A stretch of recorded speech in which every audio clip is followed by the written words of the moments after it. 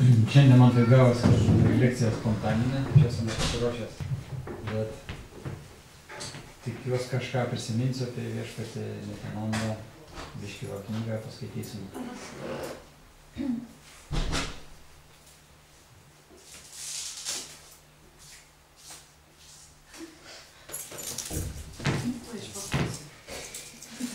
Viešpatie Netananda vadino dar, jis turėjo tokį vardą Vaduta.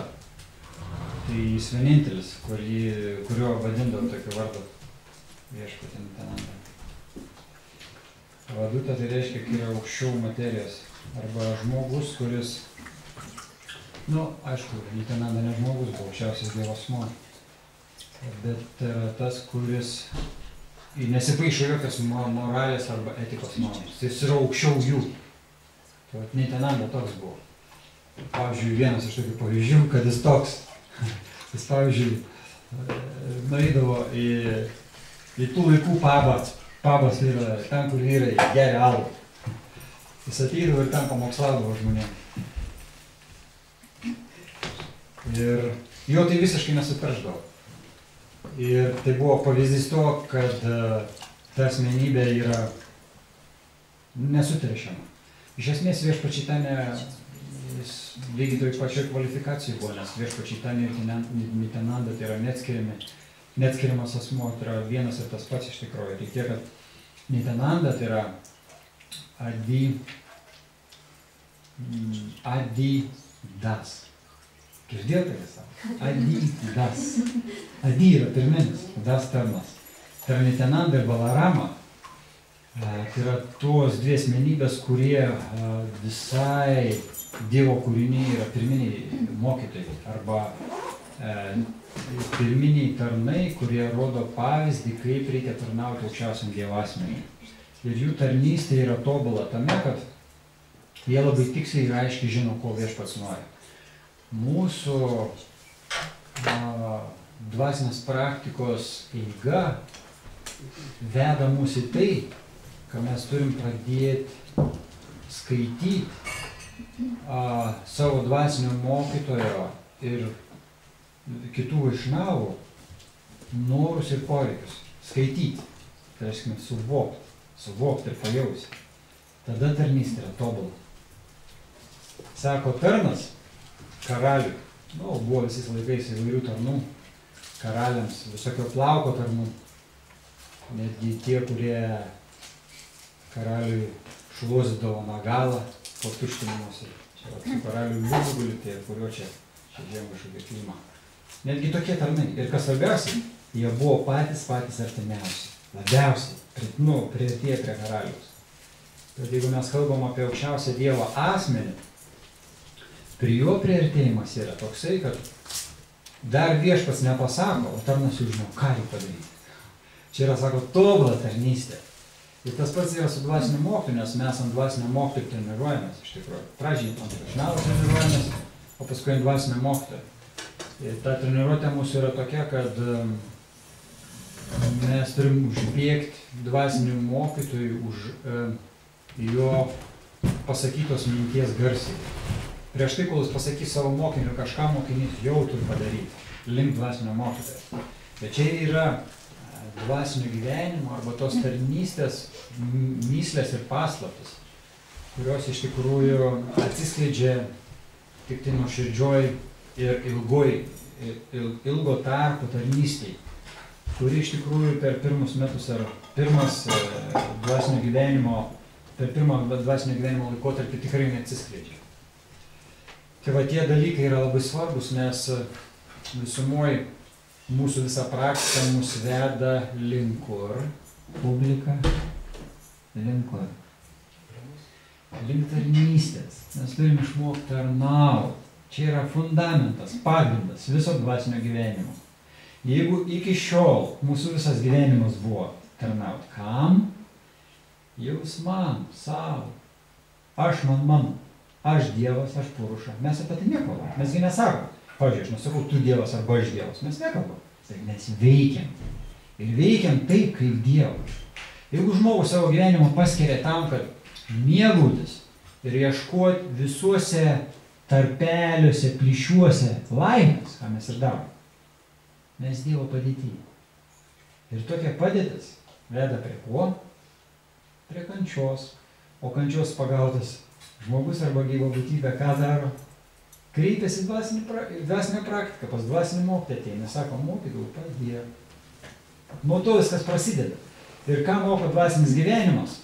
Jis moko fundamentalius dalykus, kad joks tu ne Dievas. Ir iš vis, jeigu netgi tą savoką palikti nuošaly Dievo, tai yra savoka laimės, tą, ką daro amžinai visos gyvos būtybės. Kodėl? Kodėl jos tai daro? Klausimas kyla toks. Kodėl visi ieško laimės ir meilės? Kodėl? Kodėl čia kodas yra? Sielos kodas. Sielos kodas yra Sačitananda Vigraha, tai yra amžinybė, palaima ir žinojimas. Ir nuo to kodo niekas niekada nepabėgs.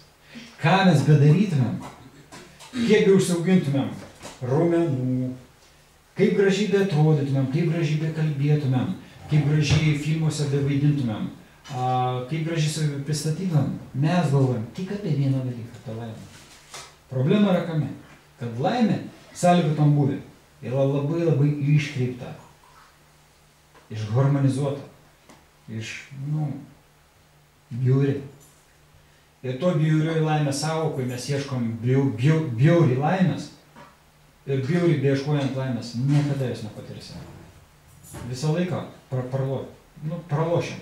Žaidžiam žaidimą, kur visada pralošėjai, visada pralošiam. Niekada iki jos nedaina. Tai va, Adidas, tai yra pirminis dvasinis mokytas, Nitananda.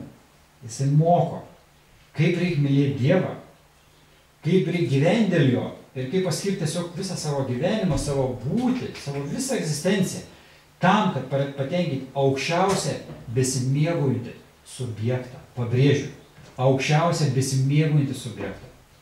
Mes gaunam tik tai kropelytės, dulkytės, jeigu tampam atsidavę, tikrai atsidavę, tos laimės, kurią išgyvena aukščiausias besimėgaujantis subjektas. Kropelytės. O tam būvi materialiam sąlygotom mes išvis nesuprantam, kas yra laimė. Išvis, totaliai, visiškai. Mūsų laimė yra įsivaizduojama. Ta, ką mes įsivaizduojam. Ir pavyzdys. Jeigu aš įsivaizduoju, kad gavęs milijoną, aš tapsiu laimingu, va čia yra mano laimė. Ir dauguma žmonių daro tą klaidą.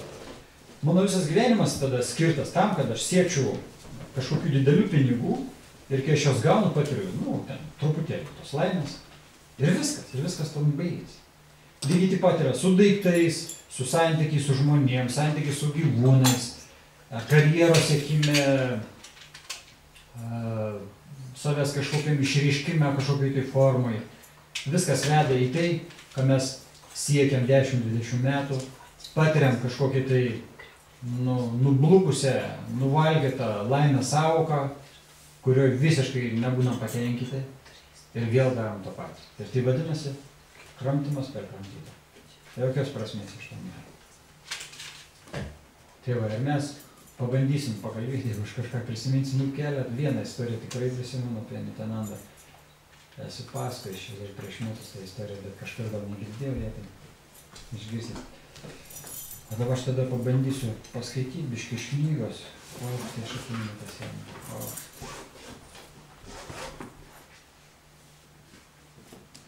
Kaip mums.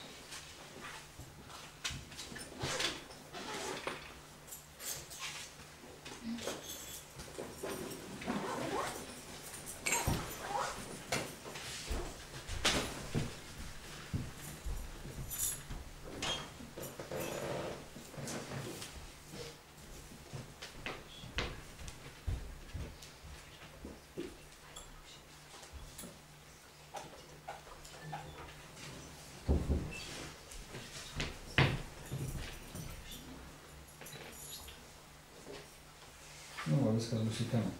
Čia skyrius yra 12 ir čia yra parašyta savoka bhaktas. Kas žinot, ką reiškia bhaktas?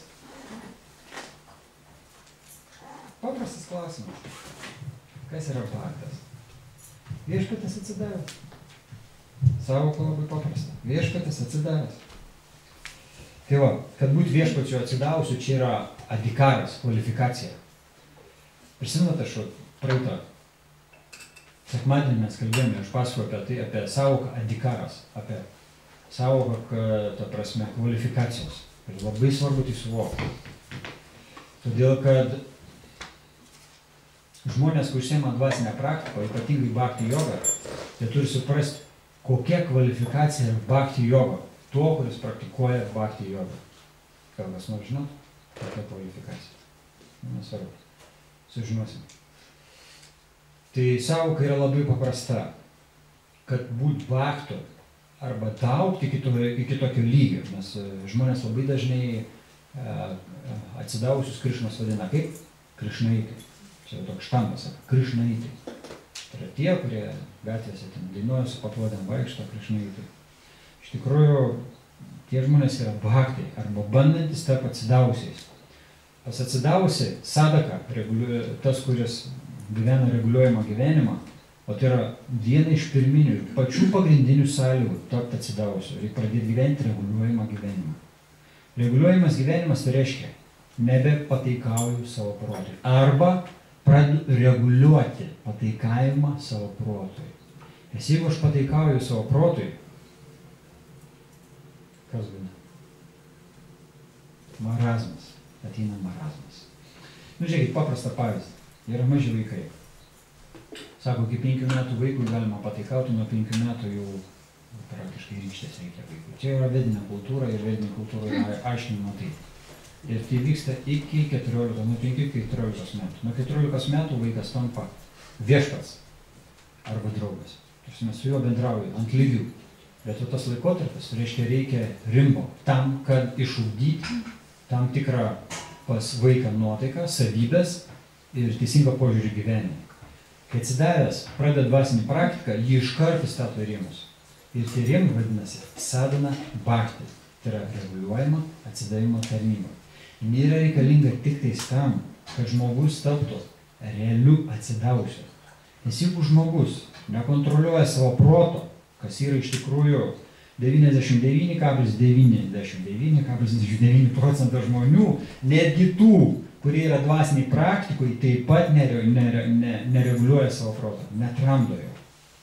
Tai prasme, kad realiai išmokti tramdyti, valdyti savo protą, čia yra menas. Ir va tame mene atsiskleidžia bhakti joga. Nes tas žmogus, kuris išmoksta kontroliuoti, reguliuoti savo protą tam tikrą linkme, jis daeina iki tokio lygio, kad per parą jam užtenka kelių valandų miego. Jis šventam vardui pradeda jausti skonį. Tai reiškia, kai jis kartuoja šventą vardą ir kai ateina mintis, kad reikės baigti kartuoti šventą vardą, jam apima depresija. Jam blogai. Suprantate, čia yra bhaktas. Ir kai mes kalbam tas savokas bhaktas, mes galim suprasti, ant kiek mes prarajui esam nuo savokos bhaktas. Bhaktas tas, kuris turi skonį Krišnai. Jis išgirsta apie Krišną naktį. Jis pašoks ir pradės išlovinti. Čia yra bhaktas. Mes esam toj praktikui, kuri duoda galimybę tapti tikrų bhaktų. Toks koks buvo Nityananda, Adidas, pirminis dvasinis mokytojas arba tarnas, kuris reiškia transcendentinius žaidimus lygiai taip pat to laikotarpiu būdamas su viešpačiu Čaitanija ir jo pavyzdys Nityanandos buvo ypatingas tom, kad jisai iš visų atsidavusių skiriasi savo bebaimiškumu. Avaduta tai yra tas, kurio neįmanoma sureguliuoti kažkokiam tai normam, o žmogaus neįmanoma sureguliuoti normam tik todėl, kad jis yra transcendencijų, visiškoji transcendencijoje. Gunos yra toli nuo jo. 3 materialios gunos. Neišmanimas, istorija ir darybė. Kol žmogus yra saistomas 3 materialios gamtos gunų, jisai negali būti nei avaduta, nei tikrų tarnų. Jisai yra tik tais imituotojas arba mokinys. Ta savoka imituotojas, jinai gali būti ir geroj prasmei. Aš tą prasme pamatau dvasinį mokytoją ir savo sakau, aš noriu būti toks kaip jisai. Ir aš pradedu viską taip padaryti kaip jisai. Aš kažkokią tai prasme jį ir imituoju. Bet ta imitacija yra vedanti į transcendenciją. Aš neimituoju Dievą, aš neimituoju išaukštintas būsenas, prema, bhavą, rūčią, sakti. Aš jų neimituoju.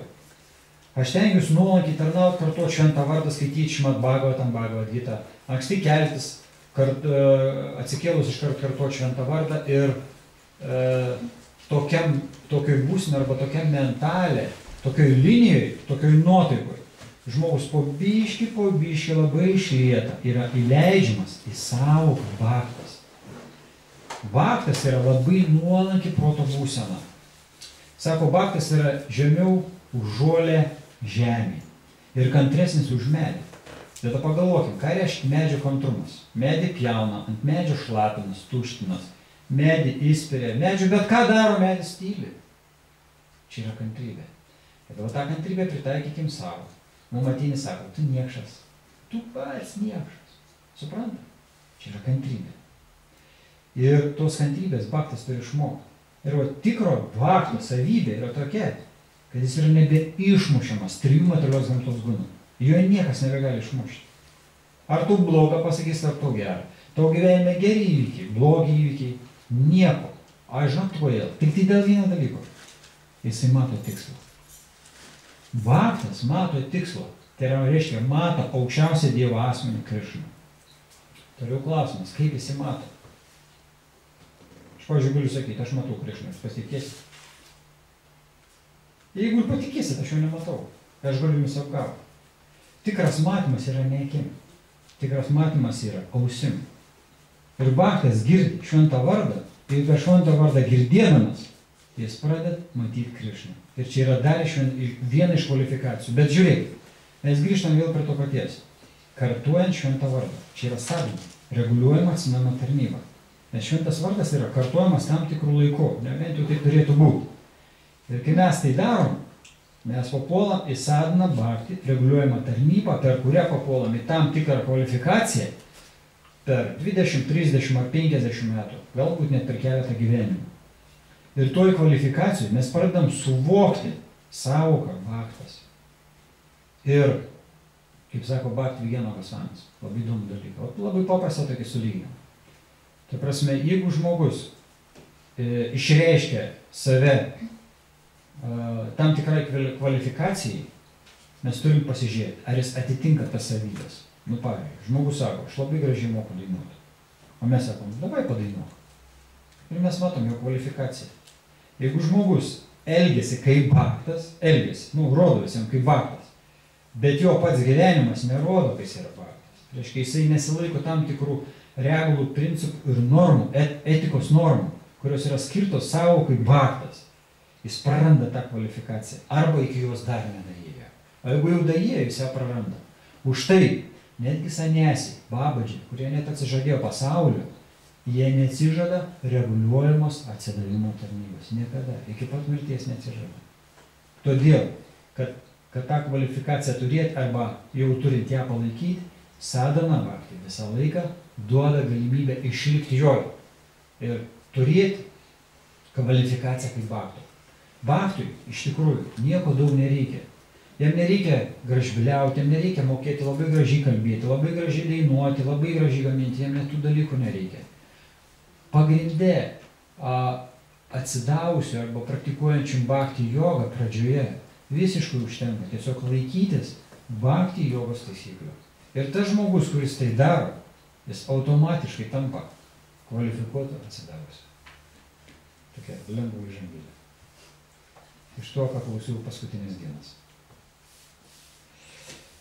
Om Agyana Timirandasya Gyananjana Shavakaya Chakshurandalitam Yena Tasmai Shri Gurave Namaha Shri Chaitanya Namo Vistam Stapedaya Buddharam Svarupa Padam Agyam Jidati Svadantikam He Krishna Karuna Singh Gudeva Bangudira Pate Gopashagopika Kantarata Kanta Namosute Tapta Kanchiga Urangi Radhyavinish Vrindavanishari Vrishubhan Sutade Pranamani Hripriye Vanchikalpatarubhyascha Kripasingubhyavacha Patitanam Bhavanebhyo Vaishnavyo Namo Namaha Shri Krishna Chaitanya Prabhu Nityananda Shri Advaita Gadadhar Shivasadi Gaurabhakta Vrinda Hare Krishna Krishna Krishna Hare Hare Hare Rama Rama Rama Hare Hare Namo Vishnu Padaya Krishna Kristapatra Vishnutina Ranjana Swamitina Menina Pramasna Prabhupada Trishtam Sangitam Pravitartam Tivrimo Namo Vishnu Padaya Krishna Kristapatra Vishnutina Bhaktivedanta Swamitina Menina Stei Sarasvati Devi Guruvani Pračerina Niršišašnami čia tada aš težinau.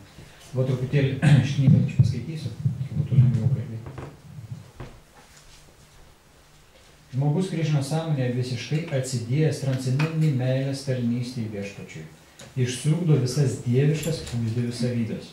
Šių savybių yra daug, tačiau Viešpačiai ten apibūdino Sanatnai Gosvami tik kelias jų. Viešpatės bhaktas visiems geras ir neieško progos susikivirčiuoti. Jam rūpi gyvenimo esmė, dvasios dalykai. Jis vienodas visiems ir niekas neranda jame ydų. Prakilnus jo protas visada žvalus ir tyras. Jo nekankina įkyrios materialios idėjos. Jis skleidžia gėrį visoms gyvoms būtybėms, visada ramus ir atsidavęs Krišnai. Jis neturi materialių troškimų, jis labai kuklus ir tvirtai siekia tikslo. Jis nugalėjo 6 materialias savybės – aistrą, pyktį, etc. ir valgo tik tiek, kiek jam būtina. Jis niekada nepraranda blaivaus proto, yra pagarbus kitiems, tačiau niekada nereikalauja pagarbos savo. Jis rimtas, gailestingas, draugiškas, poetiškas, sumanus ir tylus. Viešpatės bhakto apibūdinimas patikimas ir Bhagavatam 3.25-21. Jis sako, kad bhaktas visada pakantus ir gailestingas. Jis visų gyvų esybių draugas, todėl neturi priešų. Jis ramus ir pasižymi visoms kilniausiams savybėmis. Tai tik kelios žmogaus Krišnos sąmonė ypatybės. Šrimad Bhagavatam taip pat sakoma, kad gavus galimybę tarnauti didžiai sielai Mahatmai atsiveria kelias išsivaduoti. Bet tie, kurios traukia materialistiški žmonės, eina tamsos keliu. Kas turi tikro šventumo, tas pasiekia transcendentinį būvį. Jis santūrus, ramus, draugiškas visoms gyvoms esybėms ir nepasiduoda pykčiui. Krišna įsisąmoninusiu bhaktu galima tapti vien bendraujant su tokiu šventu žmogumi. Taigi, norint išsiugdyti meilę Dievui, reikia bendrauti su šventais bhaktais. Kiekvienam, kas bendravo su šventu žmogumi, atsiveria tobulėjimo dvasinėme gyvenime tikslas. Eidamas bhakto pramintu keliu ir visiškai skyrė save atsidavimo tarnystei, žmogus neabejotinai išsiugdo Krišnos sąmonę. Šrimad Bhagavatam 11.2.28. Vasudeva, Krišnos tėvas, klausė Narados Muni apie visų gyvų esybių gerovę. Ir Narada Muni, sakydamas, patikė Maharadžos Nimi ir 9 išminčių pokalbio fragmentą.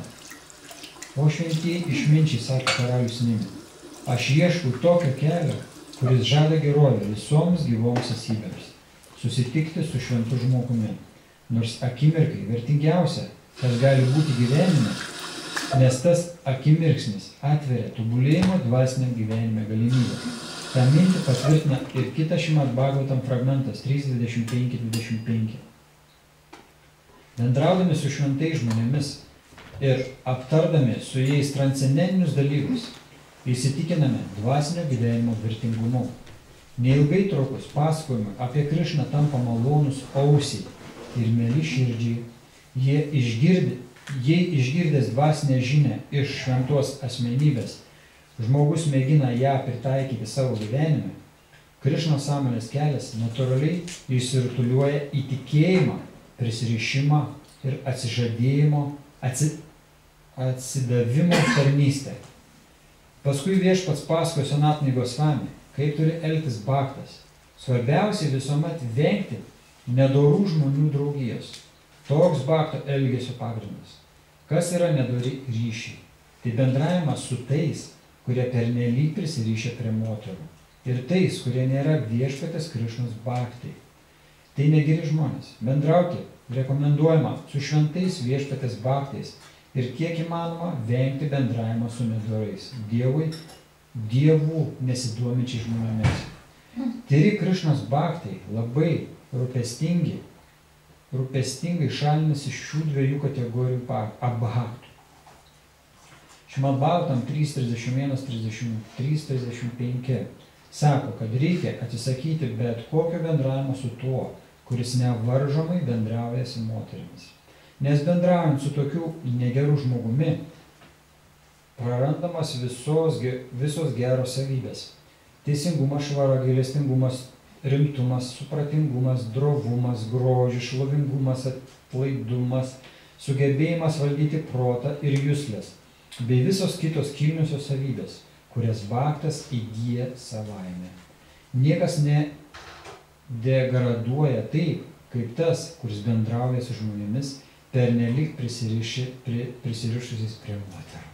Labai atsiprašau moterų, čia taip stangriai, bet... Noriu pataisyti trupučiuką vaišnavė, tai tas dėsnis Tai aš biškį paaiškinsiu toliau. Ta proga viešpačiai Tanya taip pat pateikė posmą iš Katajana Samhitos. Geriau kęsti kančias uždarytam degančiame narve, negu bendrauti su tais, kurie nėra atsidavę viešpačiui. Patariama netgi nežiūrėti į bedievę, neatsidavusią aukščiausiam viešpačių žmogui veidą. Viešpačiai Tanya patarė rūpestingai vengti bendravimo ir nepageidaujamais žmonėmis ir visiškai pasikliauti aukščiausio viešpatės Krišnos globa. Tokį nurodymą gauna Arjuna paskutiniuose Bhagavad Gitos posmuose, kur Krišna sako, atidėk viską į šalį ir atsiduok man. Sarva dharma paritedžia manekam šarnam vraja aham tvam sarva pavadėjo mokšaišėm mašučaha. Čia tas posmas. Aš pasirūpinsiu tavimi ir apsaugosiu nuo to vaikų visas nuodėmes. 18 skyrius 66 tekstas. Viešpats labai geras savo bhaktams. Jis labai dėkingas, galingas ir kilniadvasis. Tikėti jo žodžiais mūsų pareiga. Ir jei mes esame pakankamai protingi ir išsilavinę, nedvėjuodami vadovausimės jo nurodymais Šrimad Bhagavatam 10.48-26. Ok.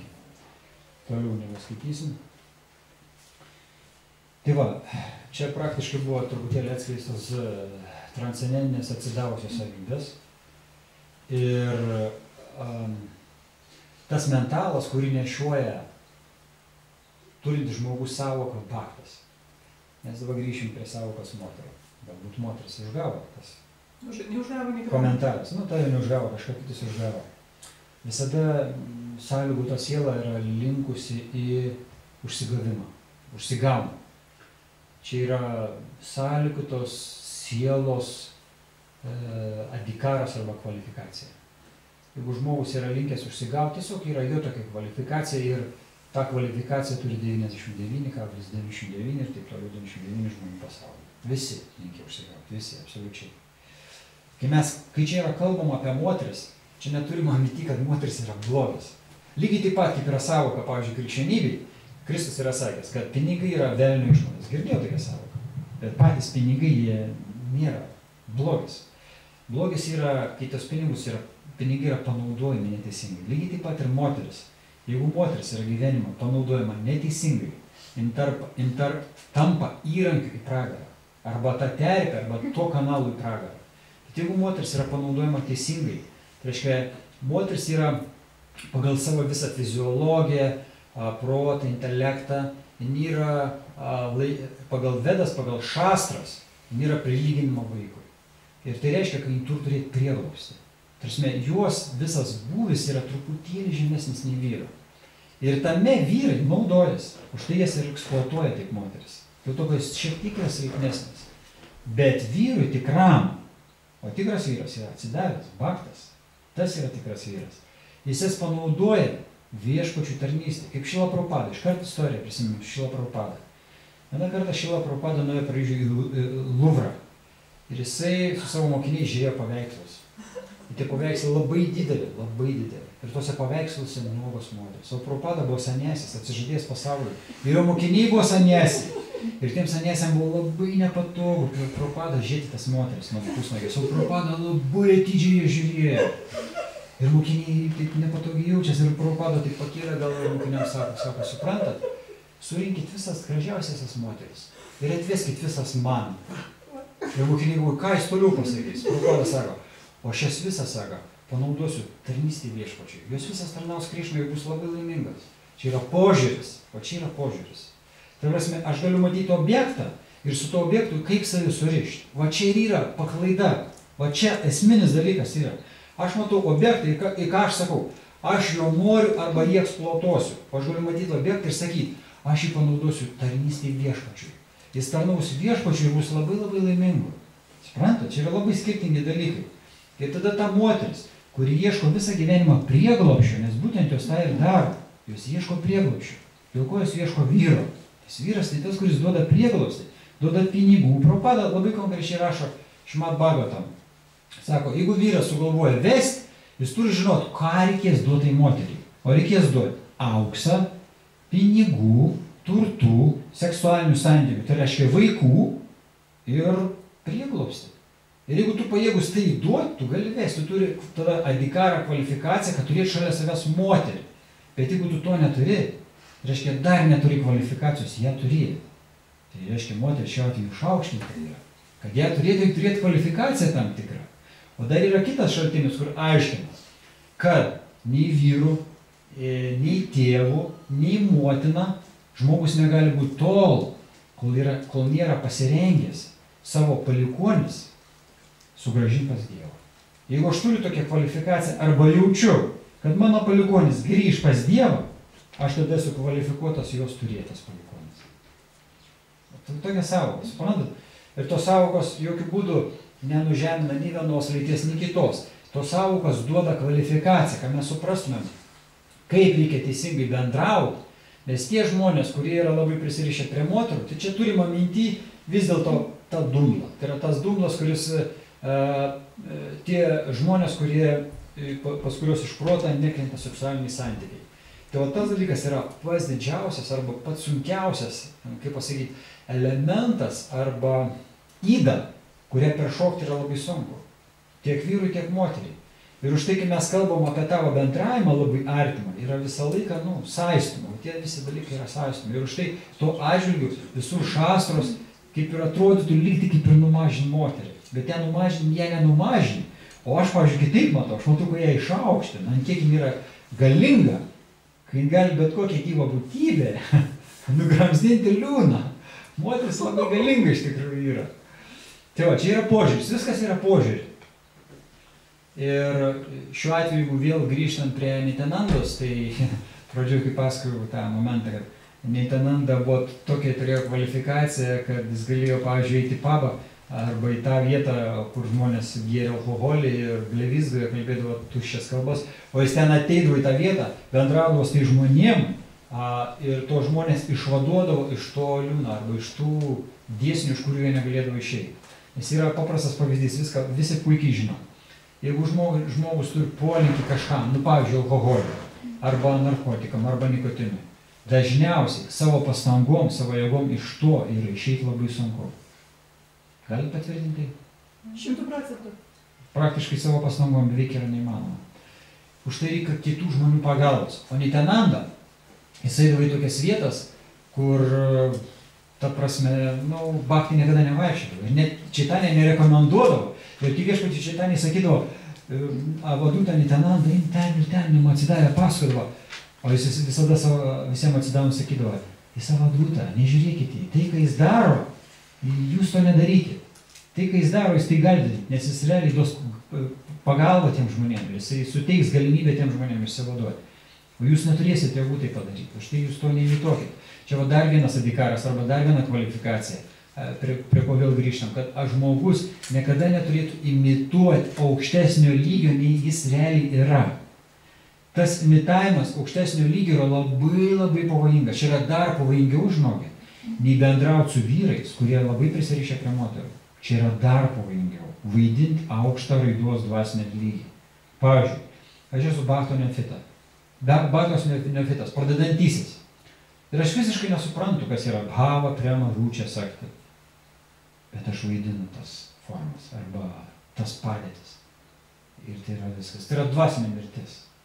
Todėl, kad kai ateis gyvenimo sunkumai, tu iš tos padėties akimirką iškrenti iš karto, nes tu jo nesi. Suprantat, jo nesi. Žmogus neiškrenta iš ten, kuris realiai randas. O pažiūrėkime, paimkim paprastą pavyzdį. Jeigu yra labai tvirta šeima, graži šeima, vyras, moteris, gražus vaikai, gražiai gyvena, pasiturinti žmonės ir vienas kitą labai myli. Ir jeigu pas tą vyrą ateina į gyvenimą kažkas, kas galėtų jį išmušti iš vėžių. Yra visokių atvejų, bet yra ir gražių atvejų, kai to vyro nieks neišmuša. Ir tai rodo, kad tas vyras yra kvalifikuotas būti toj vietoj. Jis yra savo vietoj. Nes kai žmogus turi kvalifikaciją tam tikrą, jo niekas negali išmušti iš tos padėties. Vat labai svarbu tai suvokti. Jeigu, pavyzdžiui, aš esu atsidavęs ir praktikuoju dvasinę praktiką. Ir dvasiniai praktikui man prasidėjo sunkumai. Ir aš tų sunkumų bespaudžiamas, sakau, Krišnos sąmonė, pereitas laikotarpis. Tai nebeįdomu. Ką tai rodo? Tai rodo vieną, kad žmogus net nebuvo savo kaip baktas. Jis nebuvo šis kvalifikuotas. Reiškia, jam dar reikėjo kažkokie tai laiko ir tie išbandymai atskleidė parodė jo protą, jo tikrą būseną, jo tikrą būvį. Va čia ir yra kvalifikacija. Už tai, kad įgauti bakto kvalifikaciją, žmogus turi gyventi reguliuojamą gyvenimą. Anksti eiti miegoti, anksti keltis, kartuoti šventą vardą, skaityti Šrimad Bhagavad Gitą ir tik tada eiti darbą. O dabar pakelkite rankas, kas tai gali gyventi arba gyventi. Pabandykite pakelti kas nors rankas. Keliatės 4-5 val. Rytą, kartuojat šventą vardą, skaitot knygas ir einat į darbą. Matot? Va čia ir yra kvalifikacija. Va čia ir yra kvalifikacija. Kvalifikacija nėra gražiai dainuoti, nėra gražiai skaityti, nėra gražiai dievybės garbinti. Kvalifikacija yra reguliuojamas gyvenimas. Jeigu mes kalbam apie Nityanandą Vadhutą, jam nereikėjo nieko, jis aukščiausias Dievo asmuo. Ir jis tiesiog yra aukščiausias Dievo asmuo. Ir jam nieko nereikia vaidinti. Ir jį išmušti niekas negali, absoliučiai niekas. Nes jis valdo 3 materialios gamtos gunos. Iš jo išeina tos gunos. O mus valdo 3 materialios gamtos gunos. Ir kad mes išeitumėm iš tos įtakos, turime gauti kvalifikaciją. Ir mūsų kvalifikacija kaip sadakos reguliuojamas gyvenimas. Ir per reguliuojamą gyvenimą mums valo protas, intelektas ir ateina pats svarbiausias dalykas – skonis Krišnos sąmonėje. Mes pradedam jausti Dievą. Prisimenu, mes pradžioje kalbėjom apie matymą Dievo. Daug žmonių, parodyk man Dievą, arba aš noriu pamatyti Dievą. Ta sąvoka yra nekvalifikuoto žmogaus. Kvalifikuotas žmogus niekada nesakys, parodykit man Dievą. Niekada. Kvalifikuotas žmogus, sakykit, duokit man praktiką, per kurią aš galėsiu pajausti. Arba pamatyti, bet pamatyti kitaip, pausim. Čia yra kvalifikacija. Kvalifikacija yra tame, kad aš į avansą, į priekį nieką neprašau. Aš sakau, duokit veiklą, per kurią galėčiau pasiekti rezultatą. Įsivaizduokit situaciją. Aš ateinu į darbą, į televizorių gamyklą buvusią ir sakau, direktoriui televizorių gamyklos, arba ten buhalterijai. Aš ateinu pas jums į darbą ir pradedu dirbti nuo rytojus, bet prašom man nuo rytojus $1000. Aš noriu pirmą atlyginimą, paskui man duokit darbą. Normaliai atrodysiu aš? Nelabai, ne? Tai va čia mes kalbam vėl apie tą patį, apie kvalifikaciją, apie dikarą. Kvalifikacija yra tokia, kad pirmiausiai turbūt veikla. Prabhupada yra daug kartų sakęs. Pirmiausiai askezė, paskui bhava. Ir kai bhava ateis, mums nebereikės klausti, parodykit Dievą. Jis tavo širdį bus, ir tu jį jausi. Tu jį jausi, tavo iš akių bėgs ašaros, tu būsi Dieve, koks nuostabus gyvenimas. Kaip gera gyventi ir būti atsidausiu, ir būti tiesiog dulkelė mažyčių visai nereikšmingų. Va čia ir yra kvalifikacija. Ir iš tos kvalifikacijos niekas negali žmogaus išmušti. Ta kvalifikacija yra stabili. Bet kad įdaryti kitos kvalifikacijos reikia tik daug askezių. Ir tos askezės tai yra, pavyzdžiui, dieną iš dienos anksti keltis rytą. Matai, čia yra dar. Pasakykit man, ar yra lengva keltis 4 val. Rytą 20 metų? Sunku. Bharti Vigyanoga su vami sako, aš kai prisimenu savo kelimas rytais, prieš 10 metų, man būdavo pojūtis, kad reikia pakelti iš lovos 2 tonos masės. Ir tai yra taip sunku. Tai yra taip sunku. Bet čia yra askezė. Ir ta askezė duoda kvalifikaciją tapti dasku, tai yra tarnu. Nes jeigu mes ateinam su noru arba tokią idėjinę kvalifikaciją, aš noriu tapti, ta prasme, besimėguliančiu arba kontroliuoti viską, mes papuolam į tą judėjimą. Nes tas judėjimas duoda visai kitus dalykus. Tas judėjimas duoda galimybę suvokti, kas yra tarnas. Tai yra pirminė savo padėtį, tokią, kurią mes sukurti. Ir mes sukurti esam tarnais. Mūsų kvalifikacija yra tarno. Tada mes esam ant tiek užteršti materialios gamtos ir savo proto, labiau iš tikrųjų netgi proto, Kad mes negalim priimti tos idėjos, kad mes galim būti tarnai. Mums tokia idėja netinkama. Koks tarnas? Man tiesiog virpulys ima nuo to, kad man reikia būti tarnu. Aš negaliu būti tarnu. Nors aš kiekvieną sekundę tik tai darau, kad tarnauju. Savo protu ir jausmam. Aš esu, kaip tas, ne Grihaska, Grihamedis. Tas, kuris pasiduoda savo jausmam. Ir mano jausmai veda mane kažkur tai. Aš negaliu paaiškinti kur. Dauguma žmonių, jie ieško laimės, jie ieško meilės. Bet jeigu jie savęs paklaustų, kur aš einu taip gyvendamas, jie neturėtų jokio atsakymo. Atsakymas yra vienas. Į absoliutų marazmą. Į visišką atplyšimą nuo savo proto ir nebesupratimo, nei kad aš kūnas, kad siela, iš vis užmirškime apie sielos sąvoką, mes jau net nebekalbam.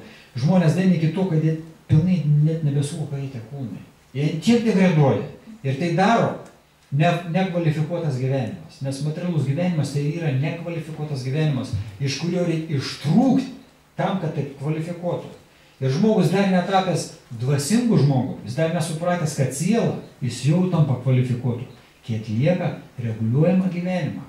Nes reguliuojama gyvenime yra normos. Bhaktivijana Gosamis labai gerą pavyzdį. Sako, paimkit paprastą liūtį. Gyvi tarsme. Džiunglių karalius yra liūtas. Ir sako, dauguma ten medžiotų arba žmonių iš jo tyčiojas. Ir sako, pats savo akį mačiau, kaip iš liūtų tyčiojas. Jos laiko tasme, užtvarose kažkokiuose. Ir jie vargšai ten negali jaustis kaip karaliai, o jis iš tikrųjų yra gamtoj karalius. Nes jis praktiškai už liūto galingesnį nėra. Jūs gal Animal Planet pasižiūrit kartais, ne? Matot, ką jie išdariniai liūtai. 3 liūtas užpuola bet kokį gyvį, savaitę be problemų. Tai yra labai galingas gyvos būtybės yra iš tikrųjų. Ir kai mes susaistom tokią gyvą būtybę į kažkokius tai rėmus, tai yra, labai blogai. Ir mūsų, ta prasme, padėtį mes lygiai tą pat turim suprasti. Kaip gyva būtybė yra susaistoma trijų materialios gamtos gūnų, jie yra labai blogai. Jie yra labai blogai. Nes pati siela trokšti laisvės ir kelionių. O tos visas kelionės, kurios pas mumis yra, čia yra iš sielos ateinantis reiškinys. Pavyzdžiui, mes visi labai norim keliauti. Galite pakelti rankas, kas mėgsta apkeliauti? Pinigėlių nėra. Kaip? Pinigėlių nėra. Pinigėlių man pasigirdo į kelmę. Matai, ką nori tą išgirsti? Čia vėl iš tos savokos. Ką nori tą išgirsti? Tai tarsi, kad sielos funkcija yra keliavimai. Tai mes turim keliauti. Ir siela tai nori daryti, bet siela yra įsaistyta į 3 materialios gamtos kūnas, o tų 3 materialios gamtos kūnų išraiška yra mūsų kūnas. Tas mūsų kūnas ir yra išraiška tų 3 kūnų. Ir pas kiekvieną tas kūnas yra už tai skirtingas. Nes tos kūnas skaidos ten į daug dalių ir tų kūnų pavyzdžių arba išraiškos kūnų yra labai didelė įvairovė. Kaip piršto ant spaudai arba pas zebrą tas raštas yra pas kiekvieną zebrą skirtingas. Taip ir mes visi skirtingi, ne tik savo kūnų, bet protų, intelektų, išsilavinimu, visais parametrais, visi absoliučiai skirtingi. Sudėk 2 žmonės, 2 dvyniai, identiški žmonės ir jie bus skirtingi. Jie gimė praktiškai sekundžių tarpe, minučių tarpe tik tai, ta prasme. Ir tai jie bus skirtingi. Ir tas skirtingumas, jisai yra sukurtas aukščiausiame šiaipso. Tas skirtingumas per tą skirtingumą mūsų aukščiausias mėgaujas arba bendrauja su mumis ir iš kiekvieno iš mūsų gauna tam tikrą laimės pojūtį arba džiaugsmą, ta prasme, kurį mes galime jam duoti. Ir kai žmonės savi nuvertina arba galvoja, kad jie negali dvasiškai gyventi arba dvasiškai praktikuoti, jie labai klysta. Todėl, kad viešpats be galo gyvos būtybės laukia grįžtant pas jį.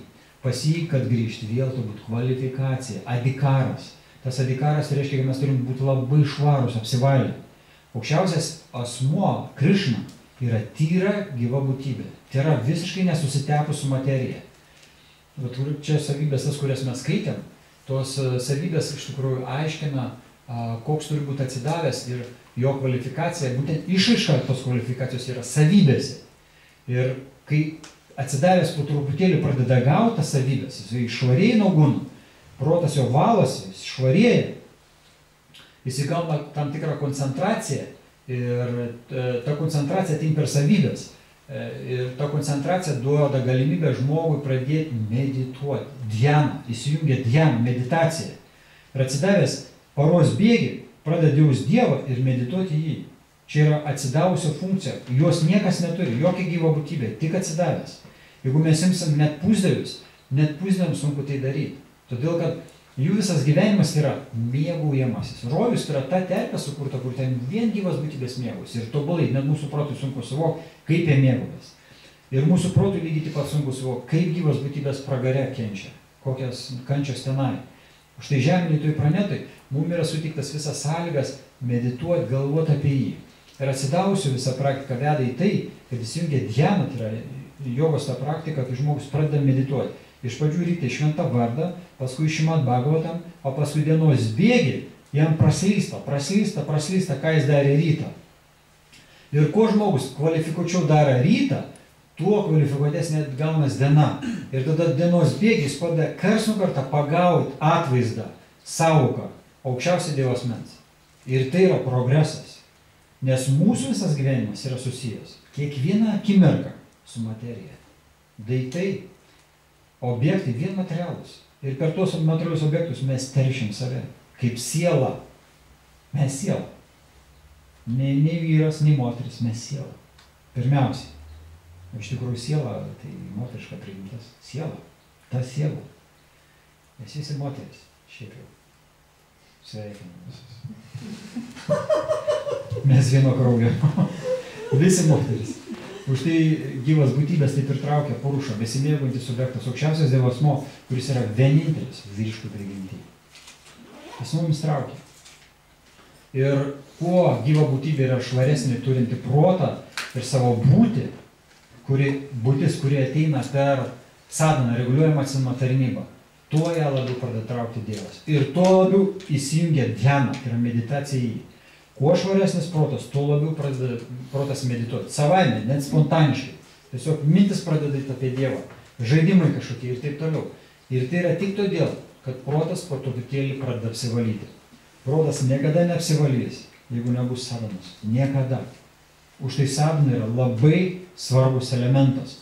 Ir mūsų kvalifikacija kaip atsidavusio labai rimtai žiūrėti į sadhaną bhakti, reguliuojamą atsidavimo tarnybą. Ryt anksti keliamės, kartuojam šventą vardą, skaitam Bhagavad Gita Šrimad Bhagavatam ir tada einame darbą. Aš galiu pasakoti Bhaktinoda Thakuro gyvenimą. Nepasakoju, kaip jis gyveno, protu nesuvokiama, kokią sadhaną buvo pas žmogų. Nu išvis. Jis eidavo miegoti 7:30 vakarą. Keldavos 10, naktis čia, vakaras, nežinau kaip čia pavadinės, 10 keldavos, po 2,5 valandos miego. Iki 4 valandų ryto, tai reiškia 6 valandas jis rašydavo knygas. Nuo 4 jis pradėdavo kartuoti šventą vardą. Kartuodavo kažkur 2,5 valandas. Kai pakartodavo šventą vardą, jisai garbindavo dievybės pas save. Po to skaitydavo knygą, jau nerašydavo, o skaitydavo knygą kažkur 1,5 valandos.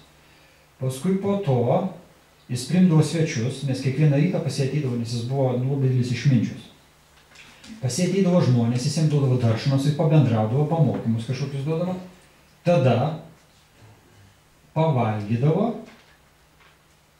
priguldavo 15 minučių ir 10 valandą jau būdavo darbe.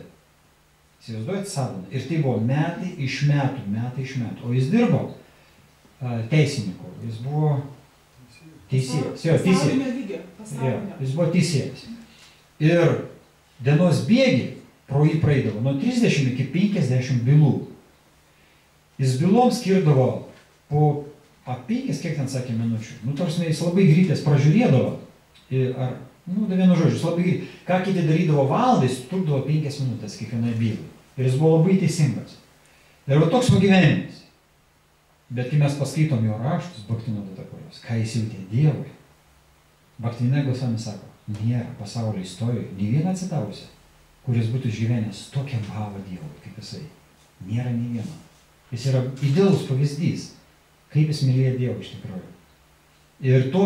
Ir viskas išeina tik iš pagrindo, kad žmogus gyvena stipriai reguliuojamą gyvenimą.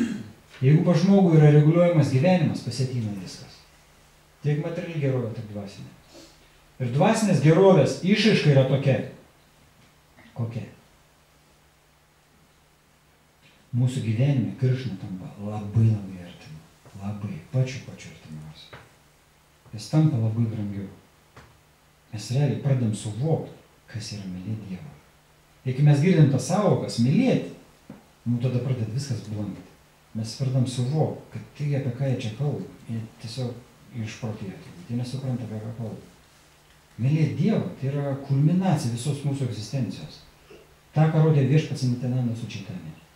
Ir dabar istorija, kurią aš prisimenu, kuri labai gražiai iš tikrųjų ir galbūt esat girdėję. Kai Viešpats Čaitanija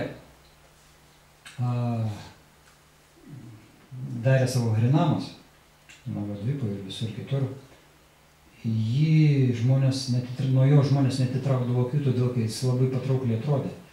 Nes jisai, kai dainuodavo šventą vardą Hare Krishna, jisai pakildavo į orą, jam iš akių bėgdavo ašaros, jis tokio ekstazijai būdavo, kad žmonės nesuvokdavo, kas čia vyksta, kas čia per reiškinys toksai. Aš visada, aš kai tą istoriją prisimenu, aš visada galvoju, kaip aš pats, matyčiau tokį vaizdą, kaip aš pats reaguočiau, aš turbūt sustingčiau ir negalėčiau akių atitraukti, nesuprasčiau, kas čia vyksta. Nes matyti žmogų, tas, kuris išgyvena meilę Dievui, tai yra stebuklas, tai yra realus stebuklas. Mes tokių reiškinių niekur nematom. Ir neįmanoma pamatyti, nes šiandien tiek retas reiškinys yra. Tiesiog, super retas. O tie visi žmonės, jie matė. Viešpats Čaitanija pakildavo orą, dainuodavo, jam iš akių bėgdavo ašaros. Ir visi sustingė. Jie sustingdavo tiesiog. O Viešpats Nityananda stovėdavo kur nors patvory šalia. Ir už pilvų sienas jaukdavos. O dėl ko jis jaukdavos? Kaip jūs galvojate? Jis jaukdavos iš tų žmonių, vargšeliukų, kurie nieko gyvenime nebuvo matę, nustabaus. Ir tada Viešpats Čaitanija iškėlęs ranką šaukdavo Haribol! Ir visi atsisukdavo, jis sakydavo.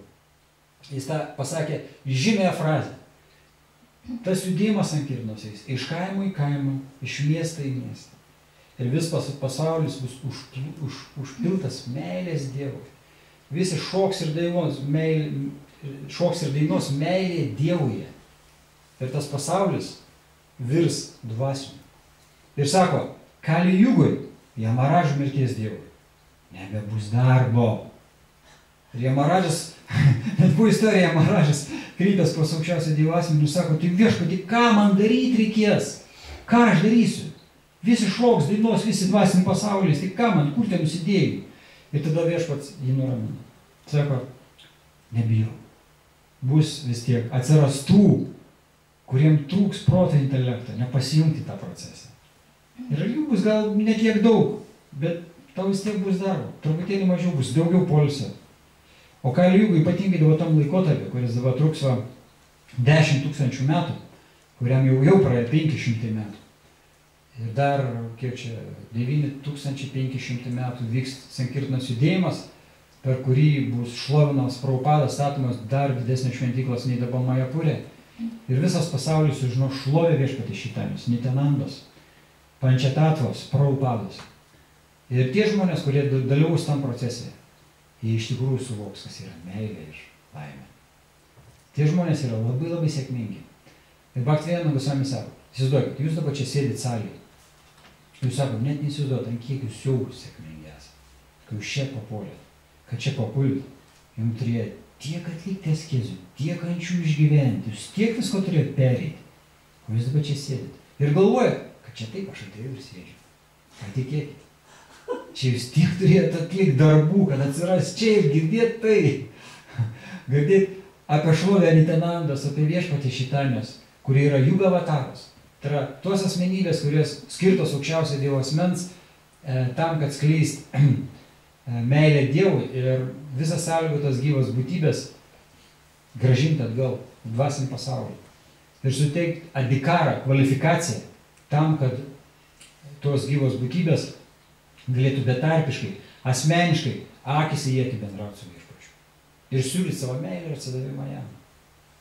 To, ko neįmanoma, jokiais laikotarpiais.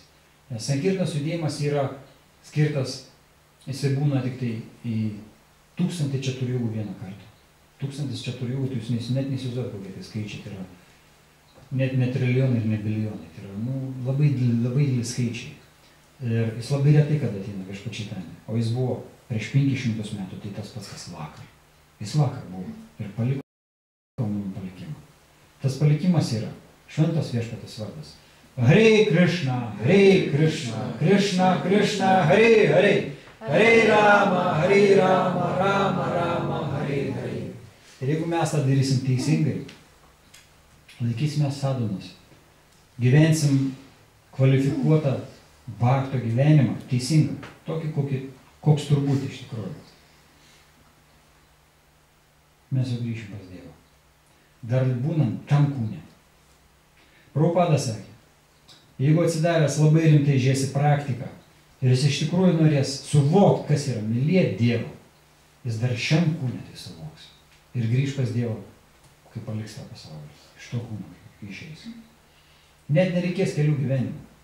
Bet jeigu mes paimsim mūsų istoriją, mūsų kiekvieno asmeninį egzistencijos istoriją, kuri tęsias nuo laikų, ir jie nėra pradžios, ta istorija, nėra pradžios. Kiek mes materialiam pasaulį, iš vis nėra skaičiaus.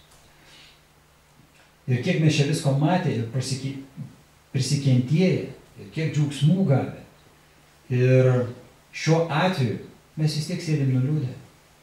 Tai jau daug ką sako. Jeigu mes tiek buvę, tiek visko čia patyrę, ir vis tiek mes nuliūdė, vis tiek mes nelaimingi. Išvada viena, kad reikia labai rimtai pažiūrėti dvasinę praktiką. Į sadhaną reguliuojamą atsinaujinimo tarnybą. Paimti džepą į rankas, labai rimtai pradėti kartuoti šventą vardą. Kartuojant šventą vardą, klausytis, ką kalbam. Nes jeigu mes labai gerai klausysimės, kaip pasakė Narayanas Svamis, mes išvysim Krišną akis į akį. Ir tai yra faktas. Ir tai nėra jokia iliuzija, kažkokia fantazija.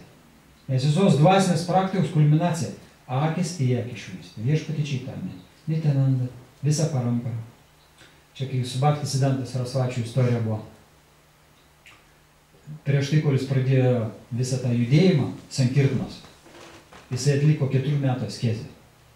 Jis 4 metus valgė nuo žemės vieną kartą per dieną ir kartodavo po 300 000 šventų vardų. Jeigu, pavyzdžiui, paprastai atsidavęs kartoja per dieną 1724 kartus, o čia 300 000.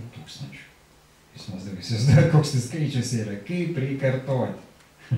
Čia be skonio neįmanoma to padaryti. Dar sako Bhakti Narayanas Svamis, kad šiaip šventą vardą tėva didėja čarius, jiem vienas ratas užimdavo nuo 3 iki 4 minučių. Jeigu mums užima ratas, geriausiu atveju 6 minutės. Šiaip 7, o man, pavyzdžiui, 10 užima, 9-10 minučių. O jie kartodavo vieną ratą per 3-4 minutės. Įsivaizduoju, koks greitis. Tai reiškia, kad aš sukartoju 3 ratus, vieną ratą, o jie sukartoja 3 ratus. Per tą patį laiką. Tai va, Bhaktisiddhantas Sarasvatis, tai yra Prabhupados mokytojas, jis atliko askezę 4 metų ir jis atliko tą askezę su labai dideliu tikslu. Nes jisai matė, kad visiškai reikia keisti Indijos kultūrą ir požiūrį į Sankirtanos judėjimą. Nes Sankirtanos judėjimas Indijai buvo visiškai užgesęs, beveik užgesęs buvo. Nes jau niekas nebetikėjo, kad viešpatės Čaitanijos pranašystė, kad tas mokslas išplis po visą pasaulį, šventų vardų giedojimas bus kolektyvinis, viešas, gatvėse tai bus daroma visam pasauliu. Ir tiesiog žmonės jau nebetikėjo to. Net Indijai, ką kalbėjo, čia iš Mlečkas, Javanai, Čandalai, praktiškai laukiniai. Indijos požiūrį žiūrint, balti žmonės yra laukiniai, iš visiškai necivilizuoti. Tai va, ir Bhaktisiddhanta atliko tą askezę ir po tos askezės jau praėjo 4 metai, jisai jaučia tuščią širdį. Jisai nejaučia tokio impulso eiti ir pamokslauti. Ir jis tada labai pradėjo melstis viešpačiui Čaitanijai. Ir vieną naktį pas jį atėjo viešpačiui Čaitanijai, su Nityananda. Ir jis iš toli pamatė jos ateinant. Jie iškėlė rankas, šoko, dainavo, iš akių jam bėga ašaros. O paskui jos ėjo Bhaktivinoda Thakurą, Džaganatha Babadžį, Šeši Vrindavano Gosvami ir visą palydą tūkstančiai atsidavusių. Ir jis visą tą vaizdą pamatė. Ir kai prie viešpačiui Čaitanijai, akis į akį susitiko sapne, viešpačiui Čaitanijai sako, tu esi liūtas, tu turi eiti ir kovoti. Aš sakau, laiminu tave, tu gausi visas galias. Ir tu turi eiti skleisti tą mokslą, nesustojant, ir tave lydės sėkmė. Ir tada, kai jis rytą prabudo, jis realiai pasijuto liūtų. nes jis toks buvo, guru liūtų vadindavo. Jis labai galingas buvo, Baksidantas Sarasvatis. Ir tada, kai jisai rytą prabudo, jis iš karto nusiskuto galvą, užsidėjo saniesą drabužius, nuo jo mokytas buvo Gaura Kišora. Jo mokytas buvo, jis pamė jo nuotraukėlę, iš jo nuotraukėlės priėmė saniesą, iš jo nuotraukėlės užsidėjo, ta prasme, saniesą rūbus ir išėjo pamokslauti. Ir jo pamokslavimas tai buvo praktiškai, šią dieną, istoriją, jeigu žiūrint, jisai pakeitė Indiją. Vaišnavų pasaulį tai tikrai. Todėl, kad iki tol visa kultūra Indijai, kuri buvo, sakykime, palikta Viešpaties šitą, nes jis buvo tiesiog šlykščiai iškreipus, iki šlykštumo visiško. Ir tas šlykštumas yra tame, kad, pavyzdžiui, jeigu buvo guru, tai guru buvo šeimos lygiai. Pavyzdžiui, pas guru gimsta sūnus ir tas sūnus automatiškai gimės jau guru. Ir tą mažą gurų dėdavo palankiną, veždavo per visus kaimus ir visi žmonės jam lengdavo, bučiuodavo rankas, kojas ir duodavo dakšiną.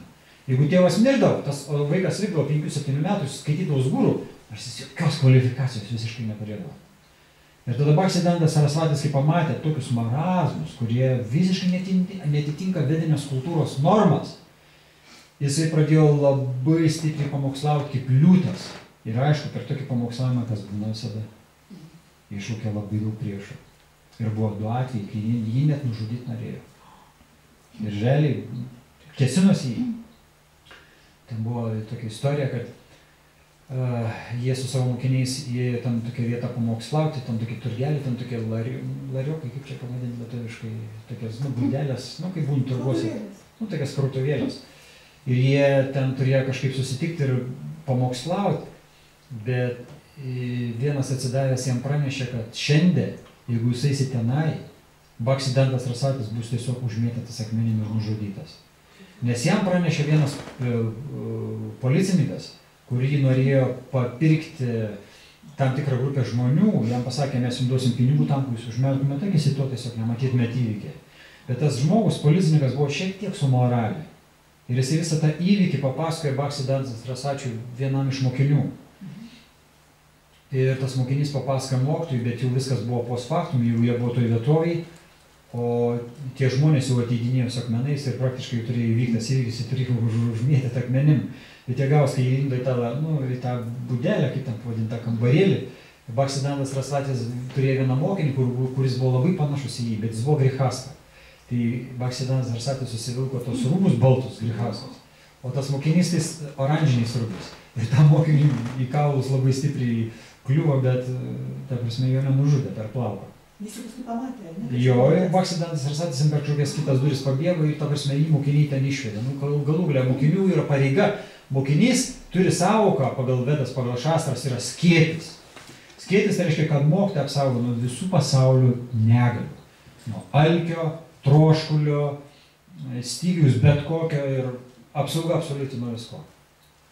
Tai čia mokinio kvalifikacija yra link savo mokytojų. Jis turi visada jį saugoti nuo visko.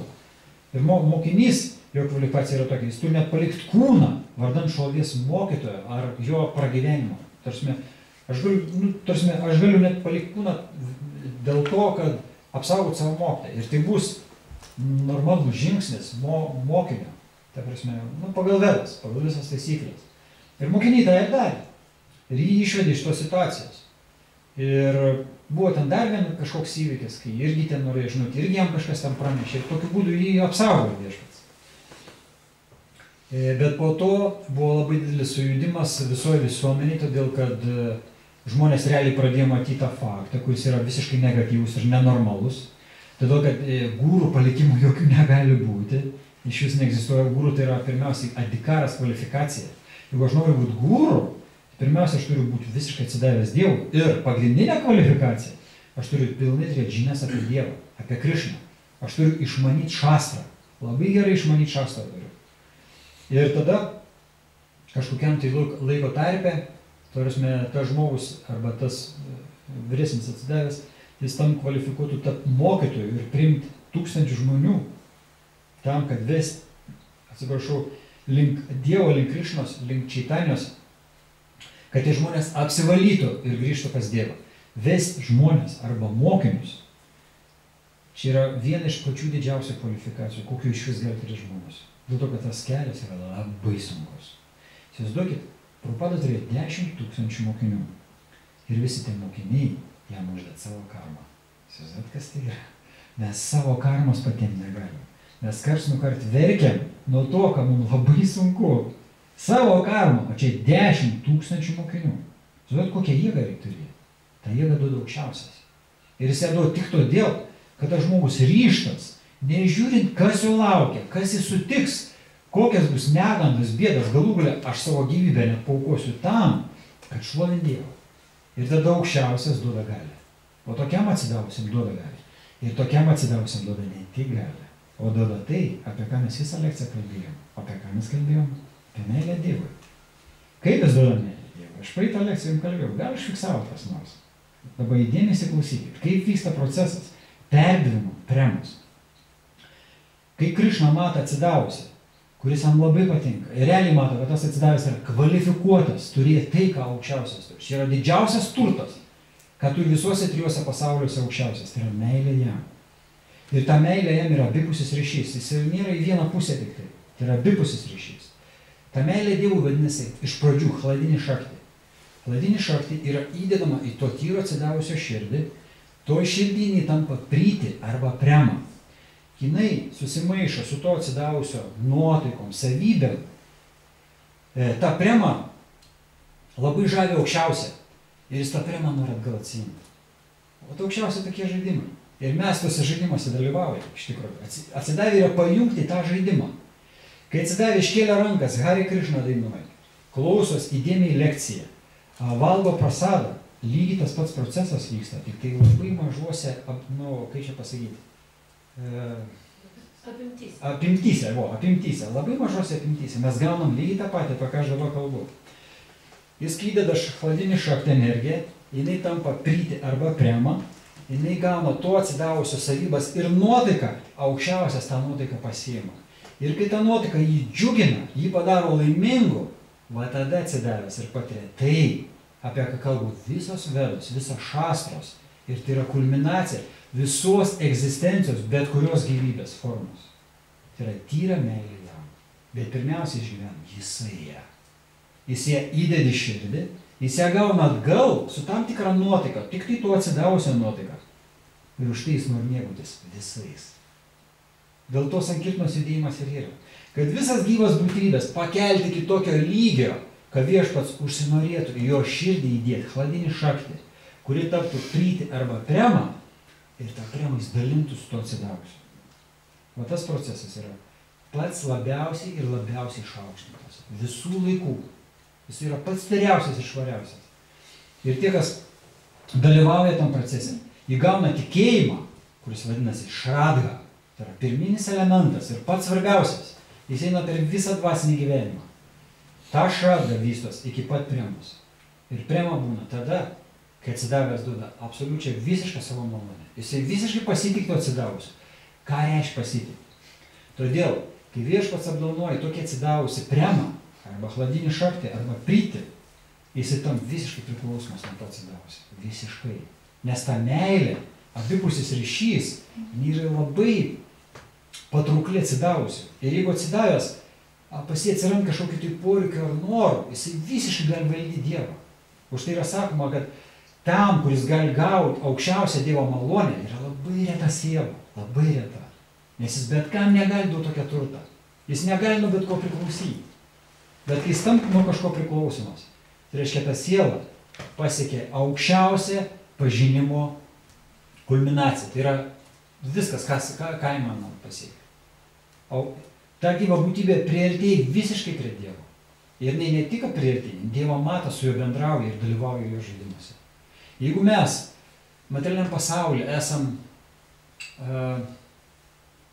toj pilkoj savo tam rūke, Majos rūke, bendraujam, atliekam tam tikrus veiksnius ir mums labai sunku suvokti, kad gali būti gyvenimas žaidimuose. Tai Tai pas aukščiausią Dievo asmenį visas gyvenimas yra tiesiog žaidime. Jis žaidžia su savo atsidavusiais. Jam nereikia galvoti, iš kur gauti duonos kasdieninės, vandens, pavalgyti. Dėl to, kad viskas iš jo išeina. Viskas iš jo. Ir visas dvasinis pasaulis yra persinuotas įvairiausias aukščiausio Dievo žaidimas su savo atsidavusiais.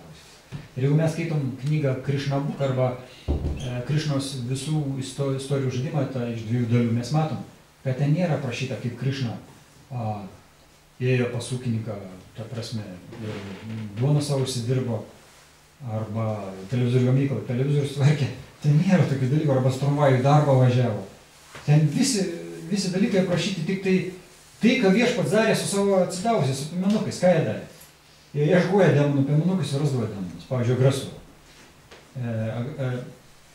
Į vieną mišką užeina piemenukai ir pamato labai daug vaisių. Aš pamiršau pavadinimą, gal kas nors prisimena tų vaisių pavadinimą.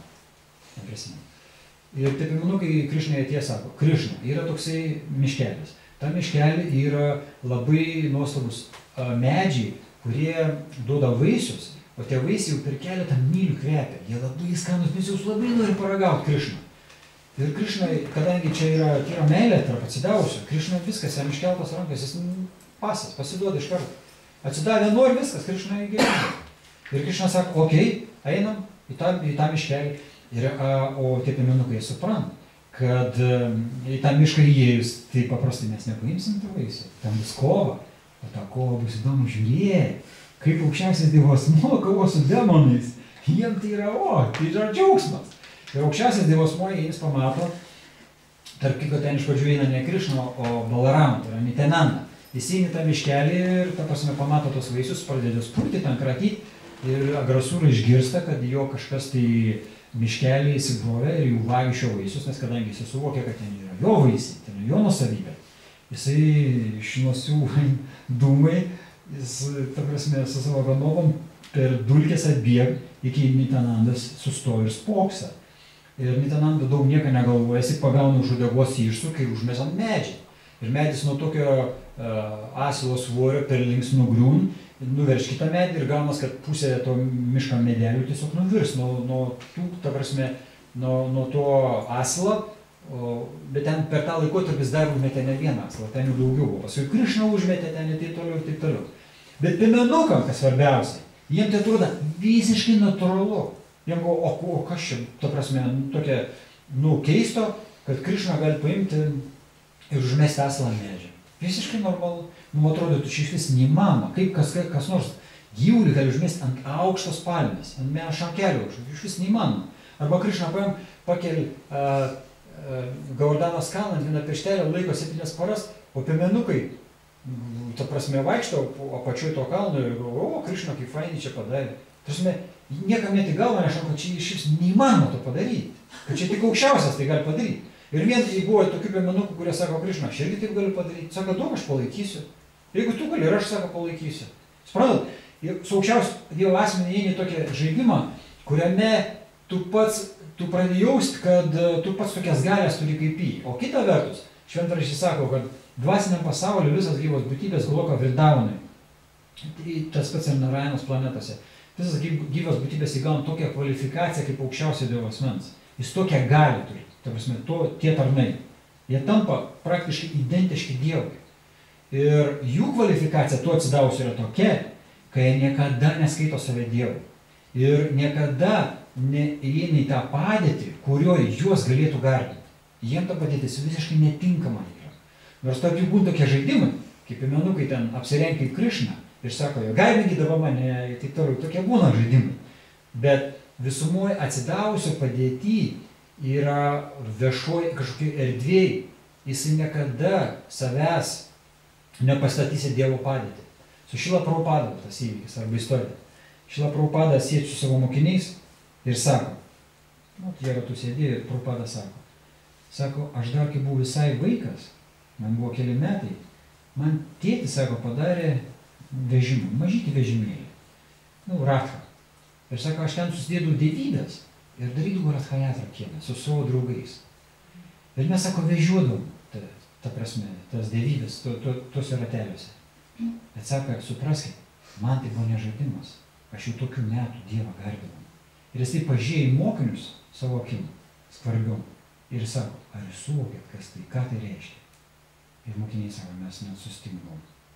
Mes tuo metu supratom, kad čia neįlinė siela šalia mūsų.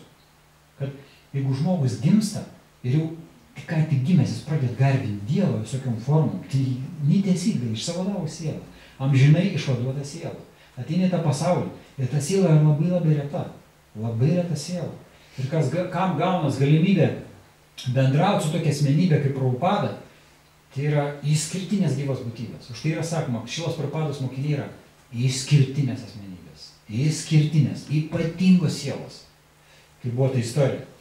Pas Prabhupadą atėjo indusas kažkoks ir pradėjo priekaištą reikšti dėl to, kad Prabhupada duoda baltiesiam brahmanų iniciaciją, švento vardą iniciaciją, kad, ta prasme, ką čia daro Prabhupada, ta prasme, parduodi tą kultūrą vedinę visą, ta prasme, tiem žmonėm blėškom, javanom, čandalom, pradėjo žeminti mokinius Prabhupados. Prabhupada, žinot, ką pasakė?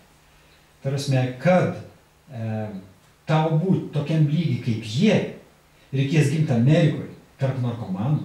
Pabūt kažkokį laiką narkomanų, aš pas tave ateisiu, sako, ir aš tave iš ten iškelsiu, va tada tu būsi tokiam lygiai kaip jie.